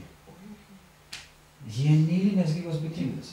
Prabhupada visada jos kvalifikuotai arba, kaip pasakyti, atsargiai pažemindavo. Jam pasakydavo, kai Prabhupada mokiniai klausdavo. Prabhupada, šventraščiai rašo, kad šventą vardą žmogus gali kartuoti arba užsiimti bhakti jogos praktiką tik tada, kai jis yra atlikęs visas apsivalymo ceremonijas ir apkeliavęs visas šventas vietas. Prabhupada jos pažiūrėjo, sako, jūsų kvalifikacija esu aš. Jūs nieką esate dėl to netlikę. Prabhupada tai kalbėjo ne dėl to, kad jos nužemino. O tame, kad mokinys suprastų, kad mokinio gyvenime dvasinis mokytojas yra Dievas. Ir ta prasme, jam, mokiniui, keltis prieš mokytoją arba įrodinėti mokytojui, kad jis yra labai apsivalęs arba labai kažką pažengęs, yra neteisinga. Mokinys su mokytoju visą laiką turbūt nuolankiau proto būsenai ir supras, kad viskas, kas vyksta jo gyvenime, tik tais guru ir Krišnos malonė. Tik tais guru ir Krišnos malonė. Viskas, kas vyksta jo gyvenime. Ir jeigu tai geri dalykai ar blogi dalykai, tai net nesvarbu kokie. Visiškai nesvarbu. Ar tavo gyvenime labai tau blogai ir tu nuliūdė sakai, ne, Prabhupados nebemyliu, Iskono nebemyliu, nes man blogai. Ne, čia ne bhaktas. Bhaktas tas, kurio niekas neišmes iš pusiausvėros. Niekas, niekada. Bet kokioj aplinkybei jis išliek Prabhupados pasiekėjų, savo dvasinio mokytojo pasiekėjų ir viešpatį šitamės pasiekėjų. Bet kokios aplinkybėse. Bet tas bhaktas tampa kvalifikuotu. Ir jo kvalifikacija kaip tyro bhakto, žinot, kada tampa? Tada, kai jis palieka tą pasaulį. Tik tada. Tada yra sakoma, kad tas bhaktas buvo tyras bhaktas. Kol jis yra gyvas, niekam negali uždėti aureolės tyras atsidavęs. Niekam. Tai yra neetiška, nekultūringa ir netinkama pagal vedinę kultūrą. Bet jeigu tas žmogus pragyveno visą gyvenimą ir visą gyvenimą garbino viešpatį Čitanę, Prabhupadą, iš visus mylėjo ir gerbė atsidavusius. Ir jis kai palieka tą pasaulį, tada jis įgauna sauką, tyras atsidavęs. Tas, kas buvo su Aindra Prabhu, šią dieną pas į muziejus yra Vrindavane. Ir daug bhaktų, Šridaras Svamis, kur Nirajana Svamis apie iš visą yra, jis čiut nesu ašrom akise yra sakęs, kad tai buvo Vaišnavas iki kaulų smegenų. Tai jis kaip mylėjo Šridaras Svamis. Jis buvo tyras atsidavęs, realiai. Bet jo kvalifikacija kaip tyro atsidavusio, tik jis palieka tą pasaulį. Tokios normos yra. Džananda, atsimenu. Jo, Džananda, Prabhupada įgarbino, jis iš vis Prabhupada sakė, jis iš dvasinio pasaulio, Džananda. Nes jis tai buvo atsidavęs Krišnai, jis tiesiog gyvena dėl Krišnos. Jis ten tas ratas statydavo, karietas, ten taip toliau, kol gauliugalė pasidarė labai blogą sveikatą ir jis tiesiog paliko tą pasaulį. Suprantat, visumoje atsidavusio gyvenimas, jisai bet kokioj padėtyje, ar tai būtų lygoj jisai, ar tai būtų labai finansiškai sunku, kas yra klasika pas atsidavusius, visada bėnys. Čia normalu visiškai. Čia yra visi tie išbandymai, kurie turi kainą. O ta kaina kas yra? Ladinį šakti, kuri virsta priti arba prema. O yra kaina. Ir kai atsidavęs tą kainą teoriškai, žinot, ne teoriškai, na jos net nepatyręs, nežinau iš viskas tai yra. Jis teoriškai jau turi jėgų to laikytis. Ir jeigu mes kalbam apie tą, kuris jau pradeda suprasti, kas tai yra, jis turi labai daug jėgos, kad atlaikyti bet ką gyvenime, kad gautų dovaną, kuri bus gyvenimo pabaigoje. O ta dovana tai yra jisai pats, aukščiausias. Tu su juo turi ryšį, tu jį apkabini. Kaip Bhakti Vigena Gosvami sako, aš atsiprašau, sako, kad tai pasakysiu. Jie apkabini, pabučiuoja į žandą. Sako, jūs mane gal palaikysit Sakadžyje, sako, labai atsiprašau. Bet tai yra faktas. Su Krišna santykiai yra meilės santykiai. Ir tai meilės santykiai tai yra pirmiausia, kad tu gali apkabinti Dievą, prisiliesti prie jo, užuosti jo kvapą ir pamatyti jo tą dieviškumą. O kai Čitanja Čandra Prabhu, kaip yra sakęs vieno lekcijai, jis pradėjo kalbėti apie dieviškumą. Ir jis sako, kai žmogus garbina Dievą, jis garbina jų energijas.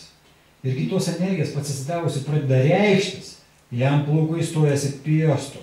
Tarsi pagaugais eina visas kūnas ir jisai suvokia, su kokia didelė asmenybė ir siela jisai susiliečia. Nes Dievas yra neeilinė gyva būtybė.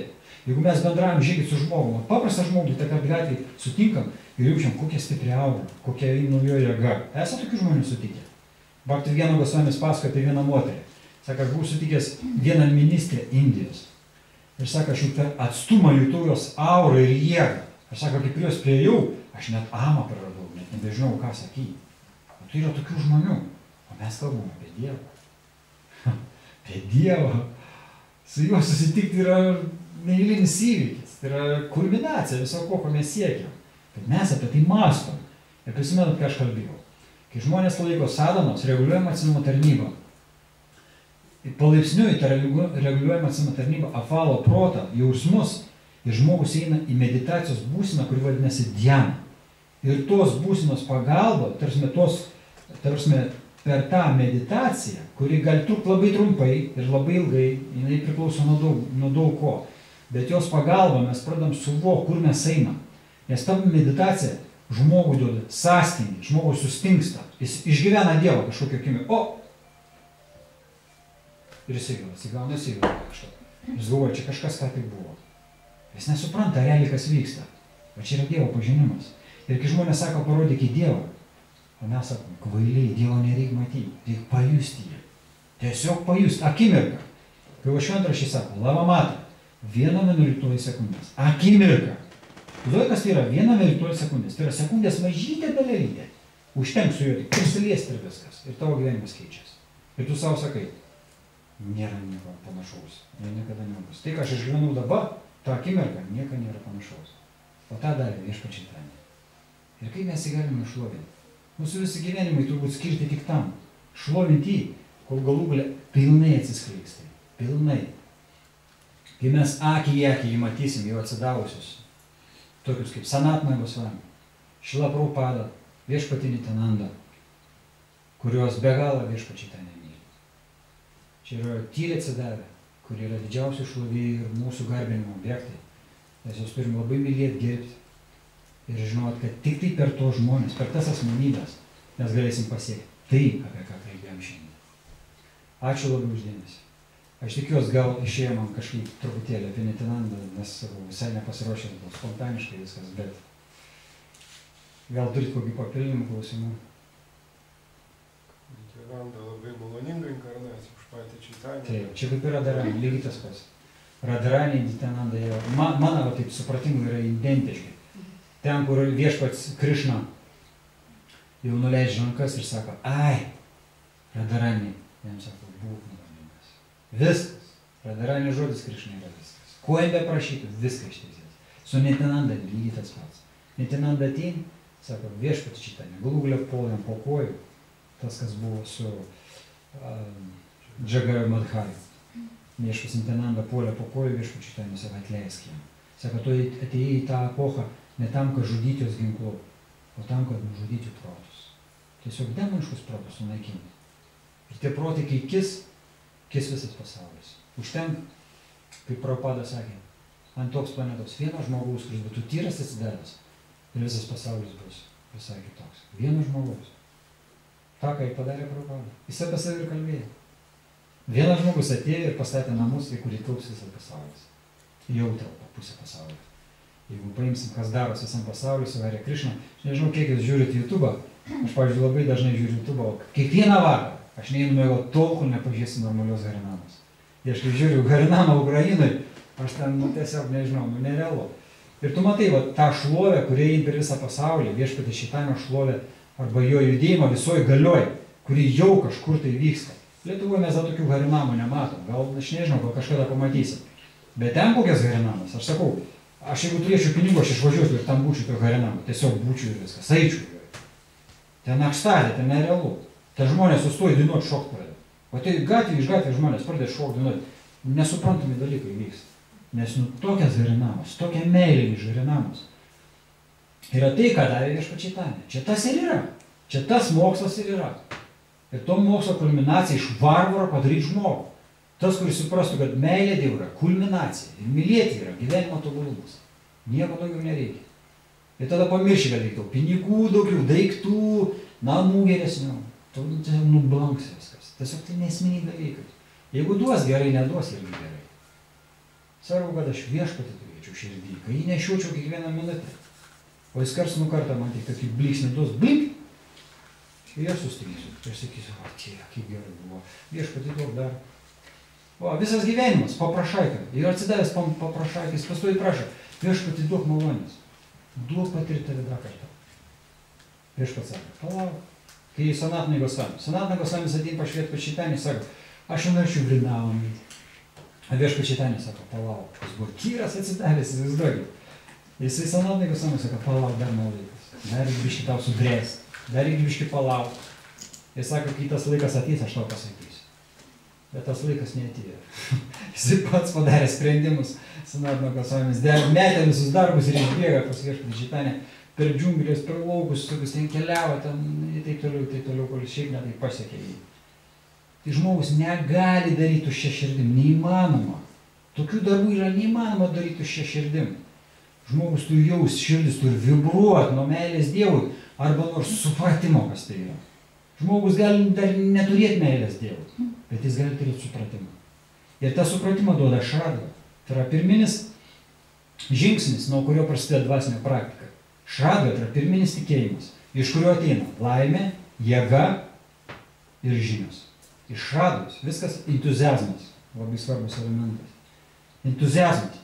Tas entuziazmas, kuris duoda galimybę tarnauti viešpačiui ir gyventi, ant to gyvenimo normaliai jaustis, viskas ateina iš šradvos. Bet kad šradva būtų, turbūt sadhana bhakti, reguliuojama atsivimo tarnyba ir labai tvirta ir rimta. To, ko trūksta visiems praktikuotojams, visiems trūksta. Čia yra badas. Ir kai žmonės sako, kad stringu, tik dėl to ir stringi. Nėra sadhanos. Nėra normalios sadhanos. Ten, kur sadhana, nėra jokio strigimo. Ne jų negali būti. Anksti kelias, kartuoji džapą, skaitai Šrimad Bhagavatam, išeini į darbą. Grįžti po darbą, įsijungi YouTube'ą, įklausais. Kokį mokytoją? Bhakti Kiekvieną visą. Bet kokį. Nesvarbu. Tas, kuris tavo tinka, tai klausais. Va taip turi diena. Ir taip diena iš dienos, diena iš dienos, diena iš dienos, diena iš dienos. Ir vieną dieną tu pradėsi jūs, kad toks toks kažkas tam vyksta. Tu sakysi, Dieve, švenčiausias, kas su manim daros? O čia ir yra gyvenimas. O visa kita yra tiesiog priedai. Didesnį, mažesnį priedai, kurie iš esmės neturėtų iš vis įtakoti žmogų. O jeigu jie įtakoja, tai reiškia mes dar silpnų bhaktų. Tai irgi nėra blogai. Būti silpnų bhaktų nėra gerai. Reiškia yra nuolankumą. Baigiant visai programą papasakosiu vieną istoriją apie nuolankumą. Nerealiai, nesenai girdėjau, tai patiko. Sakau, reikia pasidalinti. Ateina Vrindavane vienas atsidaręs pas tokį babadžį, jis mokytojas. Ir pradeda jam tarnauti, kadangi jis norėjo daršano, norėjo būti mokiniu to mokytojo. Jis pradeda jam tarnauti. Jis tarnavo, po kiek laiko tas mokytojas jį pradeda pastebėti, sako, tu turbūt norėtum mano mokiniu būti. Sakau, labai noriu mokiniu tavo būti. Ir mokytojas sako, gerai, po savaitės tavo iniciaciją duosiu. Jis sako, per tą savaitę tu turi atlikti tam tikrą misiją. Tavo misija yra tokia. Rask mažesnį žmogų už tave. Rask mažesnį ir man jį atvesk. Labai gerai. Jo, jis sako, taigi čia kokias problemas, rasti ir savi žemesnį. Tai nėra jokių problemų. Ir jis tada pradėjo vaikščioti po Vrindavaną, visur aplinkui. pamato žmogų, sako, jis guoti, mintyse vatas. Bet ten dvasinis mokytojas iš vidaus savo, pasižiūrėk, kokia pasisavybė nuostabi, tu tokios neturi. Jisai žiūri, jis pradeda matyti. Čia yra faktas toksai, kad dvasinio mokytojo pagalba mes pradedam matyti reiškinius, kurių patys nematom. Mes kitus žmonės galim matyti dvasinio mokytojo pagalba. Ir jisai pradeda savo sakyti, o, tikrai, tas pranašesnis už mane netinka. Tai vienas žmogus, antras, tai krūvo žmonių praėjo. Ir iš vidaus mokytojas sako, pažiūrėk, kokias pas jį savybės, tu tokių neturi. Galų galiais nusivylė, jis tada pamatė vieną paukštį. Nu, tas už mane tikrai mažesnis. Bet mokytojas jums sako, šiudos, bet jis skraidyti moka. Tu nemoki. Jis pranašesnis už tave. Ir vėl jį įtikina, kad tas pranašesnis. Jisai visai nusivylė. Jis tada eina vienoje vietoje ir ant išmatų krūvo. O čia yra kulminacija istorijos. Ir sako, va, kas už mane mažesnis.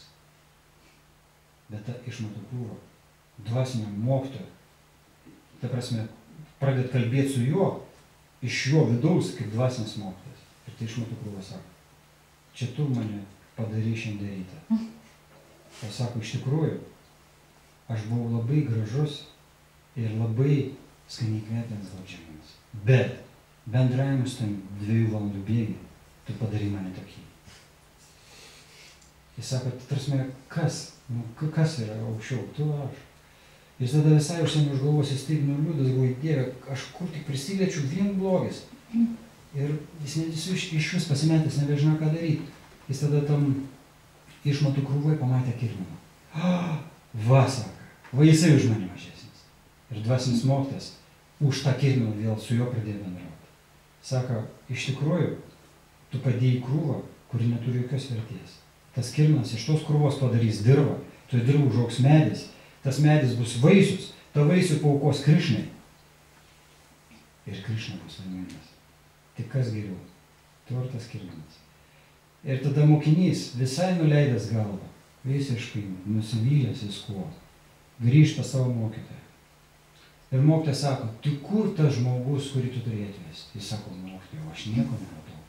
Ir mokytojas tada sako, tu esi kvalifikuotas būti mano mokinio. Jai. Kulminacija yra tokia.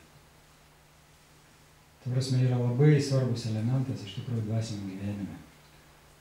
Rasti savo vietą ir kad ta vieta būtų stabili ir niekada nesikelti puikybę, kuri praktiškai ir yra visų priežasčių dvasiniam gyvenime širdis. Kai mes pradedam apie save gerai galvoti, mąstyti ir elgtis. Mes visada mažyčiai, labai mažyčiai esame. Mažai vertės. Mūsų vertė ateina tada, kai mūsų ypač viešpačiai Chaitanya Nityananda, Guru Krišna jėgos. Tiesiog atėjo. Ypač truputėlį. Ir žiūrėk, kaip mes jausimės. Ir jeigu mes pradedam puikuotis, tokia mūsų kvalifikacija. Nes viską, ką mes gaunam iš jų. Mes savo nieko neturim. Mes nuogi ateinam į tą pasaulį. Ir nuogi išeinam. Mūsų kvalifikacija yra tokia. Ir palikę po savęs 70 metų egzistavimo, krūvą bardaką, didžiausią bardaką nuo savo veiklos. Va, mūsų visą kvalifikaciją. Už tai priimti autoritetą dvasinį mokytoją yra labai svarbu dvasiniam gyvenime, nes jis išmoko tam tikrų tiesų, kurių labai prireiks susitinkant su aukščiausiu. Nes kai mes susitiksim akis į akį su aukščiausiu, tai nebepraeis visi tie fintai, kuriuos darom čia, tam kūniam materialiam pasaulyje. Ten bus absoliutus nuolankumas ir didžiausia pagarba jam. Ir kol to nebus, mes praktiškai su juo nesusitiksim. O kai tai išsiugdysim, mums nebereikės klausti savęs, kada tai bus, nes yra klasika, žmonės klausia. Kada pamatysiu Krišną, kada turėsiu tą ir tą, kada išsiugdysiu tos savybės, mokytojų tai pastovi klausia. Ir vienas buvo atvejis, kai viena moteris, Gaur Kišoras Babaji, visą žymus labai guru buvo Iskono. Iš tikrųjų, vyras atsidavęs, jis buvo tikrai prema, realiai buvo prema. Ir jo paklausė mokiniai, mokytojai, kada aš patirsiu meilę Dievui, kada prema bus? Jisai juoktis pradėjo ir pasakė, tu ją tikrai pasieksi. Bet kai tu ją pasieksi, tu apie tai nieko nežinosi. Suprantat mintį? Aukščiausias gali atsidavus ir dovanot labai dideliam dovanom. Bet atsidavęs apie tai nieko nežinos. Tik tai tam, kad nesididžiuotų. Nes tik žmogus pradeda didžiuotis ir viskas dingsta iš jo gyvenimo. Nes jis pradeda galvoti, čia jisai, čia aš. Kita varlytė, pamenu. Kas taip sugalvoja? Tai aš ir ją prašė. Taip ir mes. Tik tai mums biškai pradėt sektis kažkas. Tai aš čia. Tai ne mes, mums duodama, įpučiama.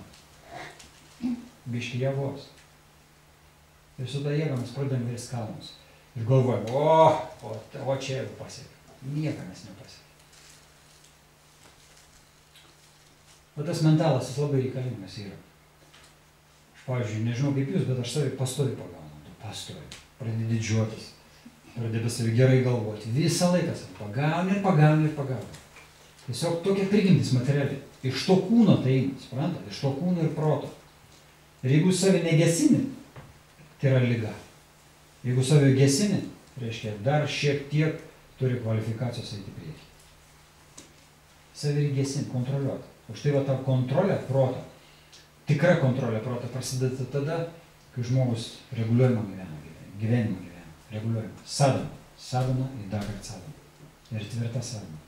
Nes jų ateina jėga, iš sadanos ateina jėga, eskezija. Proto kontrolė. Mums protas visada sakys, tu geriausias, tu gražiausias, ir taip toliau. Viskas, ką geriausias. Niekada protas nesako, kad tu blogiausias ar pastebėjai. Nu, labai retai reiškinį, labai retai. Visada tu geriausias, viską gerai darai, viskas teisingai, ką tu darai. Čia proto funkcija, jis taip veikia. Bet protas yra vidinė juslė ir Bhakti-Vigena Gosvamis labai įdomi apie protą šneka, kad jo funkcija ne tik yra tą priimti atmesti, jo funkcija yra susidvejinti su kažkuo. Pavyzdžiui, aš matau objektą ir mano protas tampa to objektu. Ir kai aš tą objektą savo protę matau, aš jo mėgaujuos. Protas ištisai tą daro, jis mėgaujas, ištisai. Suprantat? Ir kad protą atitempt nuo viso to, nuo materijos atitraukt, jokių šansų nėra patirti. Iš vis jokių, absoliučiai jokių, užmiršti. Neįmanoma tai yra padaryti. Nes jis yra antiek prilipęs per tuos milijardus milijonų gyvenimų prie materijos. Kai sakau, mažiausia plyšelė, tik tai pamato, kur gali mėgautis. Viskas, jis jau tenai, jis jau mėgautis. Ir jis jau nuo tavęs kažkur ten kažką daro. Ir tave tik pritrauk tada tenai. Po kiek laiko. Neįmanoma jas kontroliuoti. Arjuna ne šiaip susakė, Krišna, aš greičiau laukose vėjas kontroliuosiu nei savo protą. Čia ne šiaip su žodžiai pasakyti, didžios sielos, Mahatmas, Arjunas. Tai yra neįmanoma. Sadana, per kurią prasideda reguliuojamas gyvenimas, tai reguliuojamą gyvenimą pradam kartuoti šventą vardą, kuris tas daroma rytą, per satvą.